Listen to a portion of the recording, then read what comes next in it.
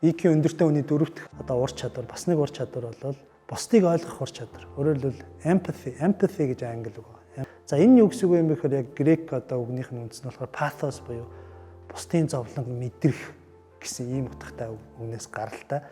За тэгэхээр бусдыг ойлгоно гэхээр бусдын өнцгөөс аливаа зүйлийг харна гэсэн үг. Өөрөөр хэлбэл зөвхөн өөрийнхоороо ингээд зүтгээл маргалдаал миний зүгээд ингээд батлах гадаа дайраад ах биш.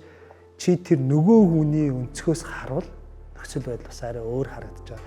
Тийм учраас нөгөө удирдагч хүн өөрөө одоо нөгөө ажилчдынхаа баг хамт олон дотор байгаа хүмүүсийнхаа өнцгөөс харж аливаа шийдлийг гаргах нь айгүй чухал байдаг.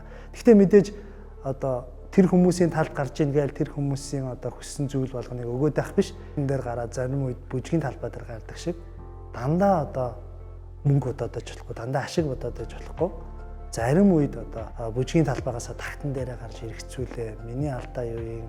Би энэ нөхцөл байдалд ямар шийдвэр гаргах ёстой юм гэдэг. Заримдаа нэг тийм дундуурн шийдвэр гаргах үед байдаг шүү дээ, тийм ээ. Тэгэхээр яг тэр нэг дундуурн шийдвэр гаргах нэг тийм зөв сэтгэлийн ухаанаар аливаа зүйлийг нэг тийм сэтгэлийн торгон мэдрэмжээрээ шийдэх үеүүдийг шийдэх ур чадварыг бол одоо бусдыг ойлгох чадвар руу empathy гэж нэрлэж байна.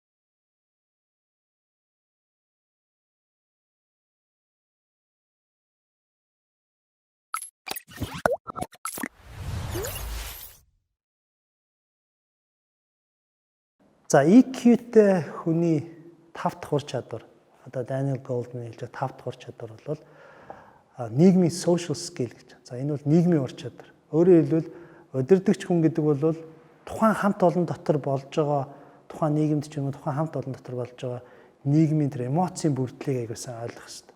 Жишээл одоо танаа нэг ажилтан ч өнөөдөр жаахан гундуухан байна уу? Өчигдөр одоо гэр бүлд нь асуудал үүсчүү? Эсвэл бол өдрийн хоолны мөнгөгүй ч байж магадгүй тийм ээ. Танаа хүүхд жишээлбэл сургууль та багш бол одоо танаа хичээл дотор ч нэг хүүхд өдрийн хоолны мөнгөгүй ч байж бол. Тэгэхээр нөгөө нэг тэр хамт олонд байгаа удирдах байгаа хүмүүс дотроо байгаа хүмүүсийнхаа одоо тэр эмоцийн бүрдлийг аягуулсан ойлгох хэрэгтэй. Тийм учраас нөгөө social skill гэдэг бол тэр нийгмийн ур чадвар гэдэг бол хамт олонныхоо эмоцийг мэдэрч тэрэнд нь зөв тохирсон хариу үйлдэлийг үзүүлэх ур чадварыг хэлж.